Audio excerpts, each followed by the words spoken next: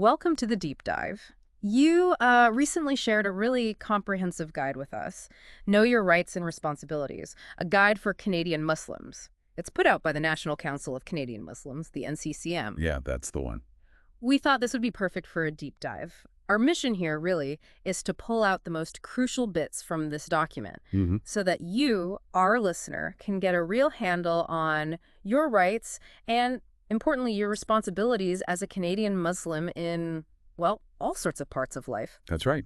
And it is incredibly thorough. It covers so many potential situations, things you might run into at work or at school, Right. interactions with law enforcement, travel, and unfortunately, even times when you might face hate or discrimination.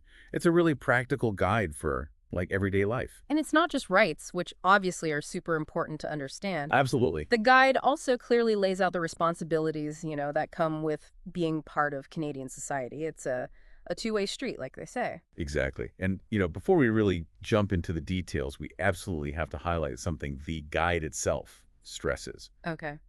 While we're going to explore the info here, this chat is really meant as a helpful overview. It's definitely not and shouldn't be taken as a substitute for actual legal advice. Right. That's a crucial disclaimer. If you've got a specific legal issue, you really need to talk to a qualified lawyer. Precisely. Always get professional advice for your specific situation. Okay, so let's dive in.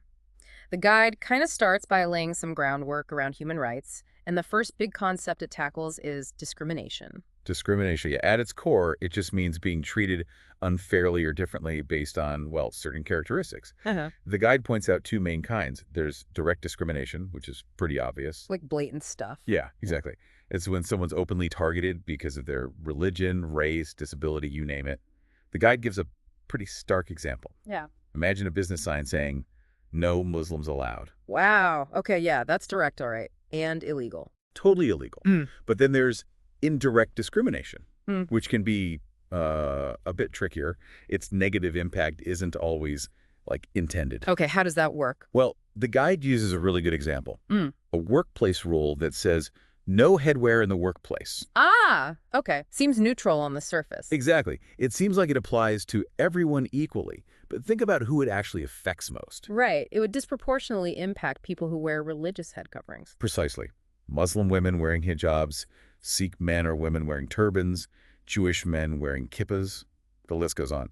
So this neutral-sounding rule ends up creating a barrier for certain religious minorities. That's the kind of unintended negative effect the guide is talking about. Which leads us neatly into the next concept, religious accommodation. It does. And religious accommodation is basically about removing those barriers we just talked about. So making adjustments. Yeah. Employers or schools, they might have policies that seem fine, neutral, but sometimes those policies stop someone from fully participating or getting benefits because of their religious practices. Accommodation is about making reasonable adjustments so they can participate.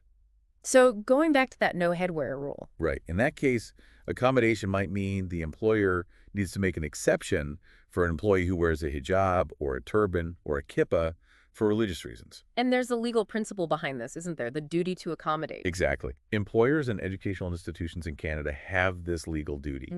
They have to accommodate religious practices up to a certain point. What's the limit? It's called undue hardship.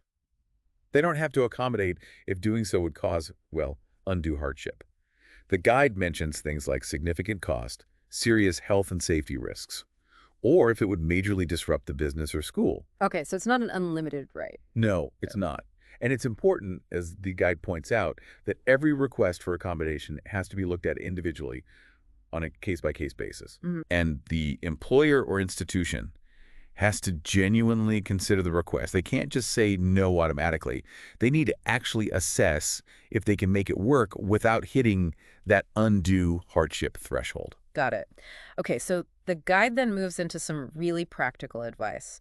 What should you do if you feel like your rights have been violated? It starts with documenting the incident. Yes, this is absolutely critical. The guide really hammers this home. You need to keep records, save evidence, document everything, what happened, when, who was involved. Why is that so important? Because that detailed record becomes your foundation, your evidence. If you decide to take any action later on, whether it's about harassment, discrimination, hate crime, anything like that. Okay, so how do they suggest you document things? First step, write it down as soon as you possibly can after the incident happened. Get the basics down. Get everything down. The guide suggests doing it chronologically, like in order. Stick to the facts, what you saw, what you heard. If it was verbal, try to write down the exact words used if you can remember them. And include all the details. Dates, exact times, full names of people involved, their job titles, even badge numbers if it's, say, police or security.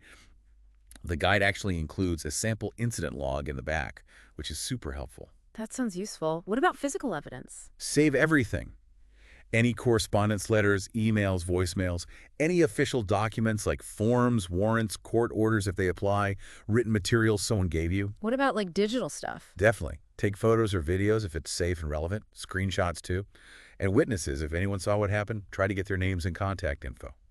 Witness statements can be incredibly powerful. Makes sense. And there was a third tip for documenting. Logging correspondence. So keep track of any communication about the incident. Like emails and phone calls. Exactly. Note down any case numbers or file numbers you're given. Keep detailed records of meetings, emails, phone calls, dates, times, who you spoke to, their title. Again, there's a sample correspondence log in the guide to help structure this. Wow, that's thorough. It sounds like a lot of work, but I can see how valuable it would be. It really can be. Having that solid record makes a huge difference if you need to follow up or make a formal complaint. Okay, so you've meticulously documented everything. What's next? The guide talks about reporting the violation. Right. And the first thing it says is that reporting is your choice. You don't have to report it? No. If you experienced harassment, discrimination, a hate crime, whatever it is, it's up to you whether you want to formally report it to, the authorities or relevant organizations. And the NCCM positions itself as a place to go for help with this. Yes, definitely. The guide says they can offer guidance, help you figure out your options, and support you through that reporting process if you choose to go down that path. Is there a time frame they recommend for reporting to them? They do suggest reporting incidents to them within about 30 days, especially if you're thinking about taking further action. And they give contact info, a toll-free number, 1-866-524-0004, an email, info@nccm.ca, and their website, nccm.ca, where you can fill out an online incident report form. Okay, good to know. Right, let's move from those sort of foundational principles into specific areas. The guide has detailed sections on rights as an employee. This feels really vital for, well, most people. Absolutely. This is a big one. The guide starts by emphasizing your basic right to a workplace free from discrimination. And that applies to everyone working in Canada? Yes, regardless of your citizenship status, everyone has that right. And importantly, your employer has a legal duty to actually do something about discrimination if it's happening in their workplace. Okay. What kinds of things count as potential discrimination at work? The guide lists quite a few. It does. It's pretty comprehensive. It covers everything from the very beginning, like application forms and job interviews, Right. through to hiring decisions, promotions, even discipline, or getting fired. So the whole employment cycle, really. Pretty much. It also mentions things like dress codes that might discriminate, policies around religious leave, workplace harassment and bullying, which is a big one. Also, break policies that might not accommodate prayer times, for example, flexible scheduling, access to benefits, and the fundamental right to equal pay for equal work. These are all areas where discrimination can unfortunately pop up. It's a lot to think about. What about specifically requesting religious accommodations at work? The guide gives advice on how to do that, right? Yes, very practical step-by-step advice. First, make a clear request. You can do it in person, maybe in a meeting, or put it in writing. And explain why you need it? Exactly. Clearly explain why the accommodation is necessary because of your religious beliefs or practices. And importantly, get the contact details, name, title of the person you talk to. Keep written records of everything, dates, summaries of conversations, copies of emails. Documentation again. Seems like a theme. It really is. The guide also advises giving your employer a reasonable amount of time to consider your request. Don't wait till the last minute if you can help it. And be flexible. Yes, be flexible, realistic, and cooperative. Try to be part of the solution. Maybe offer suggestions for accommodations that would work for you, but also minimize disruption for the employer. Okay. And always, always ask for the final decision in writing. Whether they approve or deny it, get it in writing. These are all really good practical tips. Does the guide give examples of common religious accommodations at work? It does, and they're helpful. Things like requesting time and space for daily prayers, Right. including time for wudu, the washing before prayer, Time off for Friday, congregational prayers for Muslims, time off for major religious holidays like Eid or for pilgrimage like Hajj. What about dress? Yes, accommodation for religious dress, like wearing a hijab or keeping a beard, and even requesting exemptions from tasks that conflict with your religious beliefs, like handling pork or alcohol. The guide also points to another, more detailed NCCM publication called My Rights at Work, Religious Accommodation in the Workplace, if you want to dig deeper. Okay. But what if you've done all that, you've requested accommodation, and you still feel your rights are being violated? What then? All right, the guide outlines several steps you can take. First, this can be tough. Try to stay calm and respectful in your interactions, Even if you're upset. even if you're very upset. Then, document everything meticulously, like we discussed. After that, the guide suggests clearly telling the person or party involved that you believe their actions or policies are discriminatory. Okay. What if there's a union? Definitely contact your union or employee association if you have one. They often have specific procedures to help. Also, report the issue in writing to management or HR. Get it on the official record. What if they refused your accommodation request? Ask to review the reasons why. See if you can talk about it again. Maybe suggest alternative solutions that could work for both sides. Check if your employer has an internal human rights policy or grievance procedure you can use. Are there things you definitely shouldn't do? Yes, very important ones. The guide strongly warns against signing any documents related to the situation or resigning from your job before talking to a lawyer. Doing either could seriously limit your options later. That's critical advice. It really is. The guide also suggests asking about mediation, seeing if a neutral third party can help resolve the issue. And finally, Contact a lawyer to discuss your specific case. The guide mentions you might qualify for legal aid if you can't afford one. Also, contact your provincial or territorial human rights office, and definitely reach out to the NCCM for support and guidance. okay, that's a comprehensive look at employment. Let's switch gears now to education. What does the guide say about rights for students? High school, university, college. Similar principles apply. The guide starts by stressing your right to an education free from harassment and discrimination. From anyone, students, teachers, staff. Yes, from fellow students, teachers, staff, even school board officials or university administrators. And it specifically mentions your right to maintain your Canadian Muslim identity while you're a student. What are some of the key rights listed for students? Well, the right to tell people about your religion, share literature about Islam, express political views as long as it's not disruptive, of course. Right, common sense limits. Exactly. The right to wear religious clothing or clothing with religious messages if other kinds of message-bearing clothes are generally allowed. Okay. The right to form Muslim student groups and book campus spaces for activities. The right to organize student-led prayers on campus, again, provided it's non-disruptive and doesn't create safety issues. What about classes or activities you might object to on religious grounds? You have the right to be excused from those discussions or activities, and, like in employment, the right to request religious accommodations. For things like Friday prayers or holidays. Yes, Friday prayers, religious holidays, even potentially during exams, though the guide notes usually need to give advance notice for exam accommodations. What about wearing niqab? The guide addresses that too. It says students have the right to wear niqab, including during exams. Identity verification might be needed, but procedures should be discussed beforehand, maybe involving private verification by a female invigilator if necessary. And again, they refer to their Educator's Guide to Islamic Religious Practices for more detail. The guide also touches on campus police versus campus security. What's the difference? That's a useful distinction. Campus police, the guide explains, usually have the same legal powers as regular local police, but just within the campus boundaries. They're often like special constables. Okay. And security. Campus security are typically private services hired by the school. They generally have less power than police. They can make citizens' arrests if they see a crime, do limited searches upon arrest, and remove trespassers. They might carry batons or handcuffs. The guide advises checking your specific school's police policy or security services policy to know the exact setup. So if a student feels their rights have been violated at school, what are the steps? It depends a bit on whether it's high school or post-secondary.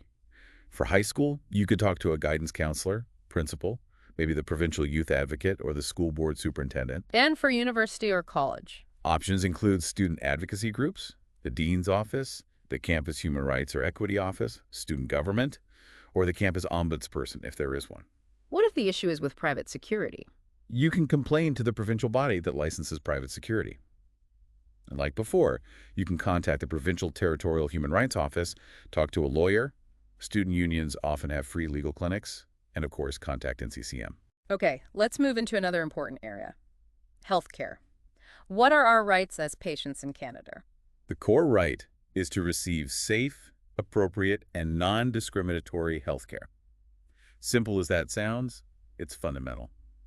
The guide also mentions the patient's role in providing accurate info and participating in decisions. Right, it's a partnership. What specific rights are listed? A lot of important ones. The right to consent to or refuse any procedure or treatment. And if you refuse, your reasons should be respected. The right to get clear explanations about your health issues, treatments, and any alternatives. The right to participate in decisions about your care. The right to ask questions and voice concerns. Can you ask for a second opinion? Yes, you have the right to seek a second opinion within reason. Also the right to confidentiality of your personal health information. Can you see your own medical records? Generally, yes, you have the right to access your records, though there might be some rare exceptions.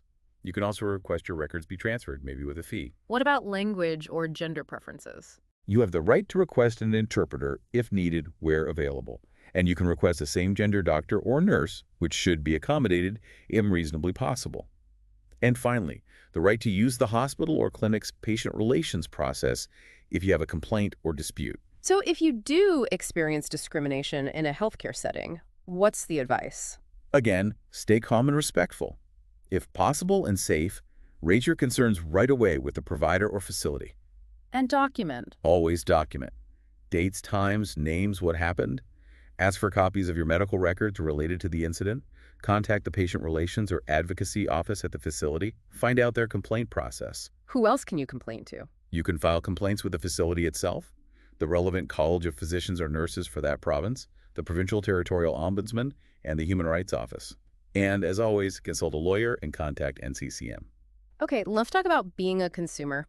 Buying goods, accessing services from businesses or government offices, what are the key rights there? The basic principle is that government offices and businesses have a duty to provide goods and services without discrimination. Meaning equal treatment. Exactly. You have the right to be treated fairly by staff. They can't refuse you service or treat you poorly based on protected grounds, race, religion, origin, gender, disability, etc. What about wearing hijab or other religious coverings while shopping, for instance?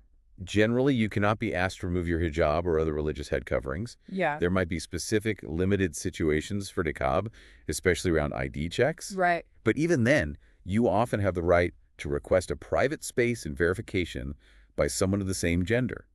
And businesses can't ask for protected info just to discriminate. Again, the Educator's Guide is referenced for details. And if you feel you have faced discrimination as a consumer, Stay calm, stay respectful, raise the concern immediately if you can, ask for a supervisor. document. Yes, document the incident, including how they responded to your complaint. Take photos or video if it's safe and possible. File a complaint with the company's head office. And beyond the company itself. Contact the federal or provincial human rights office. Talk to a lawyer. Contact NCCM. The guide also briefly mentions potential issues with banking, referencing the government's sanctions list.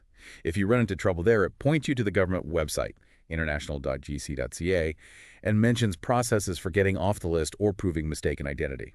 Okay, this next section is really important and perhaps sensitive for some listeners. Rights, if contacted by CSIS or the RCMP. Yes, this is crucial information.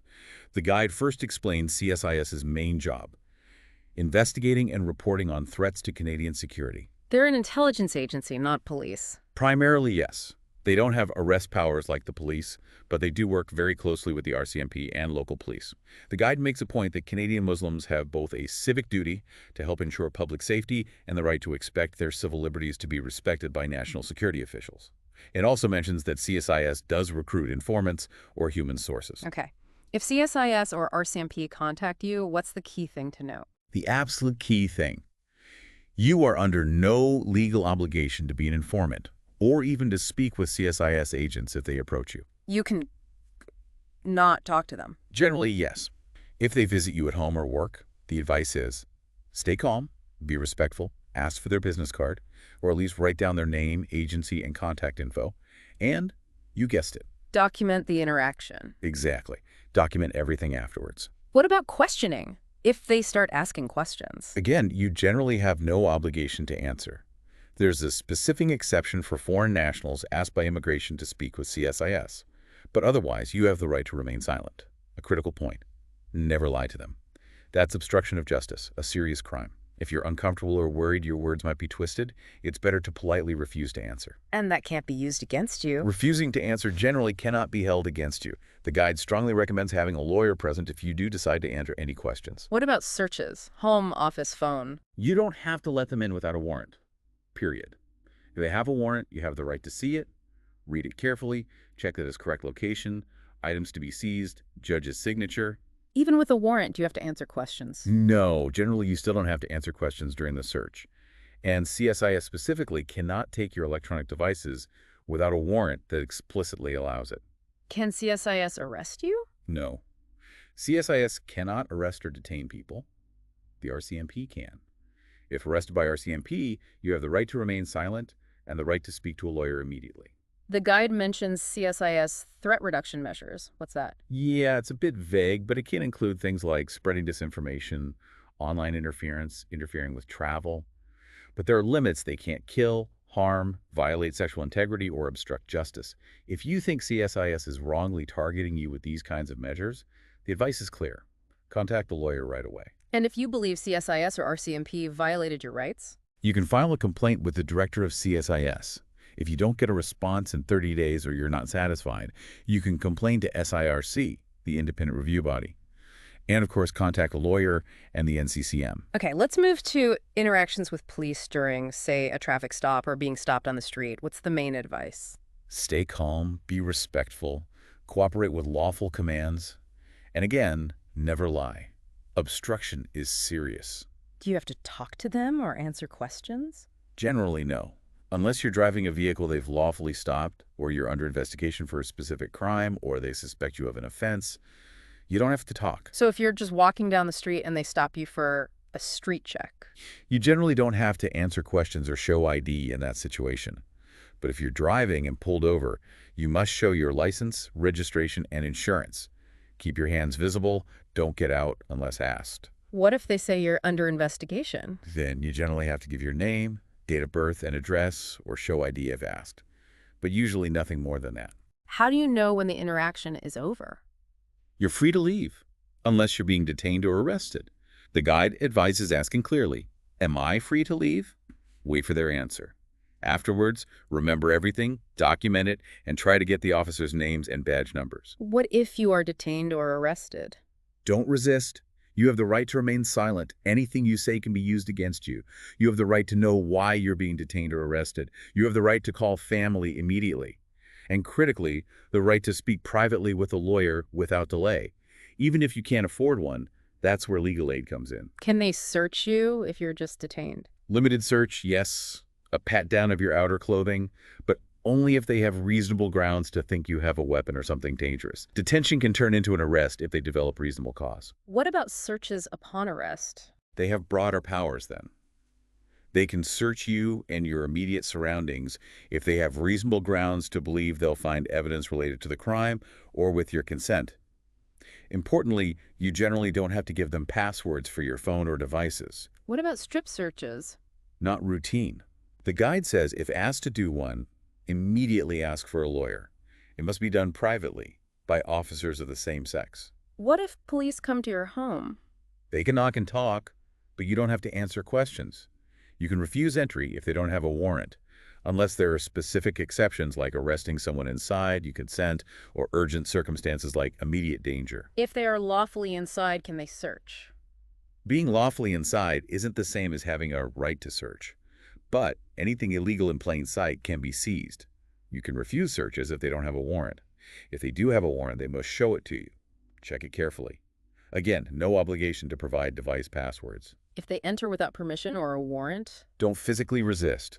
Get their names and badge numbers. Call a lawyer immediately. And if you feel police violated your rights or mistreated you? Report it. Document everything, officer info, witness info. It's generally legal to record police in public if you're not interfering. They usually can't take your device or make you delete footage without a warrant. Who do you report it to? File a complaint with the relevant police review board or professional standards unit. Contact the Provincial Territorial Human Rights Office. Contact a lawyer Legal aid info might be available. And contact NCCM ASAP. The guide also clarifies detained versus arrested. Right. Detained means you reasonably believe you have to stay, you can't leave, but you're not necessarily charged. Arrested means you're in police custody, being charged with a crime. Big difference. Okay, let's talk travel. Airports, borders. What are the key rights? The fundamental right is courteous, respectful, non-stigmatizing treatment from everyone's staff, security, government agents. What about those extra airport security searches? You can request a private area. You have the right to have 2 same-gender officers present. You can ask them to wear fresh gloves. You can ask for a pat-down instead of a body scan. Scan images should be deleted immediately. Kids can have a parent with them. And you have the right to talk to a lawyer before any body cavity or strip search. What about customs searches when entering Canada? CBSA. CBSA officers have broad powers. They can search you and your belongings, sometimes without a specific reason. They may ask for device passwords. You can decline, but know that your device might be confiscated if you do. What if they damage your stuff? Talk to a supervisor right there at the port of entry. Document it, officer's name, photos of damage. You might be able to get compensation. Can CBSA detain or arrest you at the border? Yes, if you're a permanent resident or a foreign national. If that happens, you have the right to speak to a lawyer or designate someone, right to an interpreter, right to contact your embassy or consulate. If you're a refugee claimant, you can ask for the UN Refugee Agency in Canada to be notified. The guide suggests registering with the Canadian Embassy when traveling abroad, which is good advice. What about the no-fly list, the Passenger Protect program? If you're on it, you might have trouble flying, maybe even be denied boarding. If denied, they have to give you written notice why. You can apply to the Passenger Protect Inquiries Office, PPIO, within 60 days to get removed if you think it's a mistake. Info's on the public safety website. What if you keep getting delayed but never get that written notice? First, contact the airline's customer service. If that doesn't help, or if you're unhappy with the PPIO outcome, contact NCCM. And if you face discriminatory treatment while traveling? Stay calm, respectful. Get names and ID numbers of everyone involved. Document everything, date, time, place, what happened, travel details, witnesses. Write a statement ASAP. Speak to a supervisor, file a complaint, get a file number. Who do you file complaints with? CANTUS for airport security issues, No? Canadian Transportation Agency for airline issues, CBSA for border issues, the Canadian Human Rights Commission. Also, contact a lawyer and NCCM ASAP, especially if you're about to leave the country. Okay, let's touch on passports. Obtaining them, keeping them? Right. Any eligible Canadian citizen can apply, but application can be refused on specific grounds. Like what? Not being a citizen, giving false info, incomplete application, being charged with a serious crime, being in prison or forbidden to leave Canada, certain court conditions, previous passport offense conviction, owing money to the government for repatriation, already having a valid passport, or if they believe refusal is needed to prevent a serious crime or terrorism or for national security reasons. And existing passports can be taken away, revoked. Yes. Passports are state property. They can be revoked for all the same reasons an application can be refused. Also, if you used to commit a crime, if you let someone else use it, if obtained fraudulently, or if you lose Canadian citizenship. Can they just cancel it too? Yes, passports can be canceled for revocation reasons, or if they suspect it's necessary to prevent terrorism or for national security. If canceled, law enforcement and border control are notified. What happens if they're thinking about refusing or revoking your passport? You get a letter from the minister explaining why, summarizing the info they have, and giving you a chance to respond. Then you get a final written decision, which might include a period up to 10 years where you can't get a passport. Can you fight that decision? Yes. You can challenge it by filing for judicial review in federal court within 30 days. But definitely talk to a lawyer first. In very special, urgent, or compassionate circumstances, you might get a limited travel document. And if you think the decision was discriminatory, contact NCCM. All right, what about citizenship itself? Can that be revoked? Yes. Canadian citizenship, or permanent resident status, can be revoked in certain situations under the Citizenship Act. How? Mostly for lying or fraud in the citizenship process, false representation, hiding important facts. If citizenship is revoked, you usually become a permanent resident again. If permanent residency is revoked due to fraud, you become a foreign national. If the fraud relates to security, human rights violations, or organized crime, the federal court can declare you inadmissible and issue a removal order. Is there a process before they revoke it? Yes. You get a notice of intent from the minister. You have the right to proper notice, know the specific reasons and evidence. You have the right to respond in writing, consult an immigration lawyer before responding. The minister then decides whether to ask the court for revocation.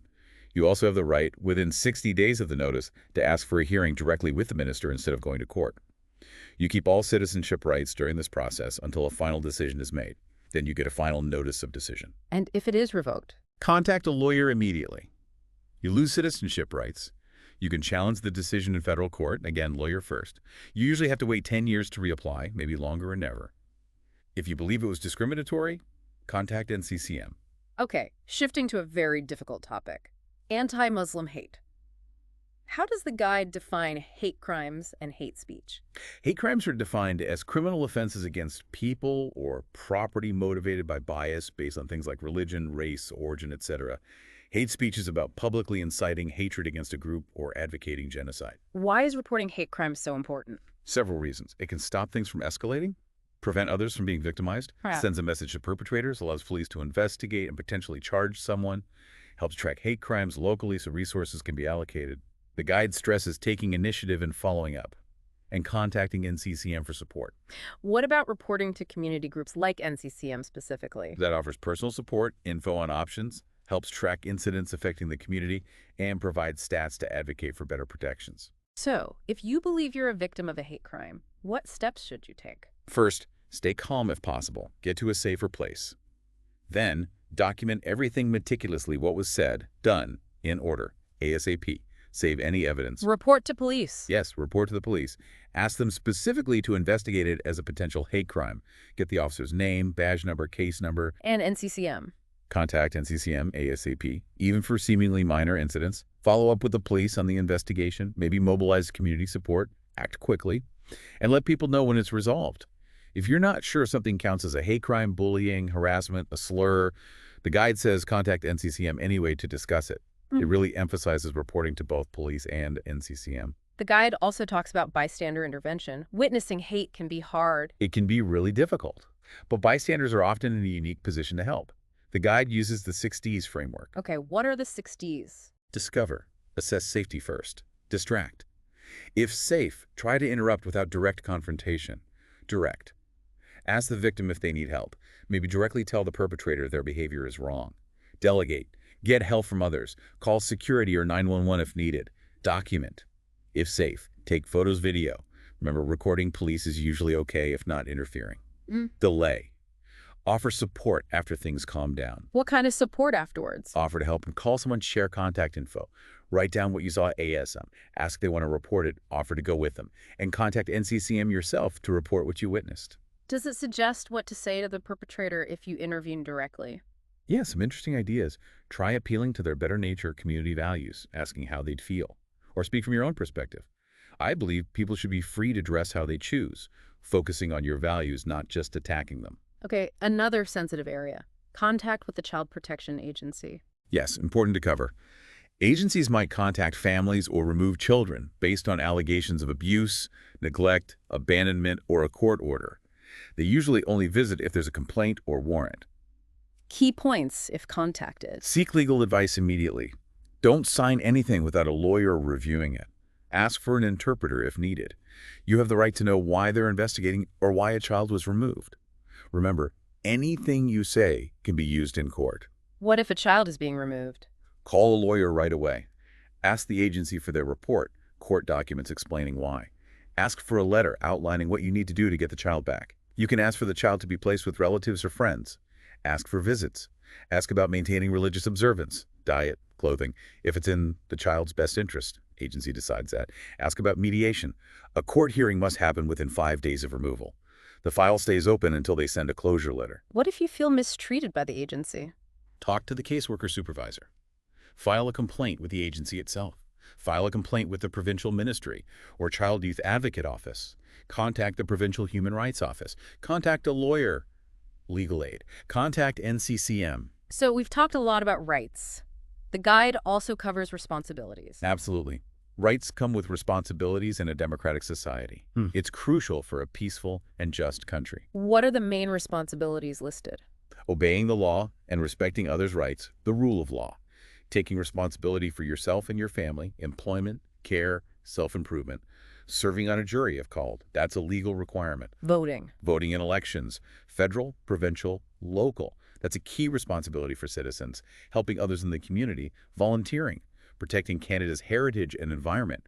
Avoiding waste. Preserving heritage sites. The guide encourages local involvement, too. Definitely. Get to know neighbors, use the library, join school council, attend school board meetings, share your culture, and importantly, vote in all elections after learning about the candidates and issues.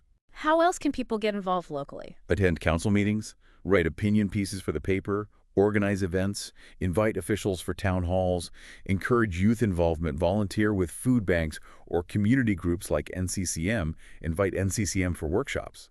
Lots of ways. And making your voice heard on bigger issues. Contacting government, media. Yes, that's both a right and a responsibility. The guide gives tips. For media, get journalist contacts, be clear about your purpose, provide good info. What about letters to the editor? Be authoritative, accurate, concise, focused. Address it to the opinion editor, check word limits. State your purpose early, react quickly to news, one topic per letter. Get a review, be passionate, but avoid personal attacks. Give background, cite sources if needed, offer solutions, thank them for good coverage, critique bad coverage respectfully. And communicating with government representatives, MPs, senators, etc. A well-written letter, email or post, is effective, creates a record. Know your local reps first. State your purpose in the first paragraph. Identify specific laws if relevant. Be courteous, concise, use examples. One issue per letter, keep it under a page. Close by asking for specific action. The guide gives general addresses for federal reps. The guide also has resource lists, right? Human rights groups, legal aid. Yes, it includes lists of human rights organizations, legal aid offices, government offices, and media outlets. We won't read them all, but they're in there as a valuable resource. And it mentions how people can help NCCM. Yep, a section, How to Help NCCM, suggests signing up for emails, responding to calls for action, donating, which is ACAT eligible, and volunteering. And those sample logs for incidents and correspondence are included too. Yes, the sample incident log and sample correspondence log are in the back as practical tools. There's also an About NCCM section. Right, explaining their mission, independent, nonpartisan, nonprofit protecting rights, fighting discrimination, building understanding, advocating for Canadian Muslims. It gives all their contact info website, nccm.ca, mailing address, phone numbers, email, social media. And finally, an acknowledgement. Yes, acknowledging their work happens on traditional Indigenous territories and the links between different struggles for justice. It also thanks the Law Foundation of Ontario and NCCM donors for making the guide possible. Wow. Okay, that really was a deep dive into the Know Your Rights and Responsibilities guide. It's incredibly clear how valuable this resource is. Absolutely. We've covered a lot of ground here, just giving an overview of the main areas. But like we said at the start, we really encourage you, our listener, to actually get the full guide and consult it for the detailed info, especially if you're facing a specific situation. Yeah, understanding your rights and also understanding your responsibilities is just so essential for, well, navigating life in Canada and for contributing to a society that's trying to be fair and just for everyone. It really is. And maybe that leads to a final thought for you to take away from this deep dive. As you listened, what was one specific right or maybe one responsibility that really stood out to you or resonated with you? Maybe take a moment later to think about that. How might knowing that piece of information shape how you act or interact with others or engage with your community, going forward? And please, do explore the resources mentioned in the guide, and don't hesitate to reach out to NCCM or other groups if you have questions or need support.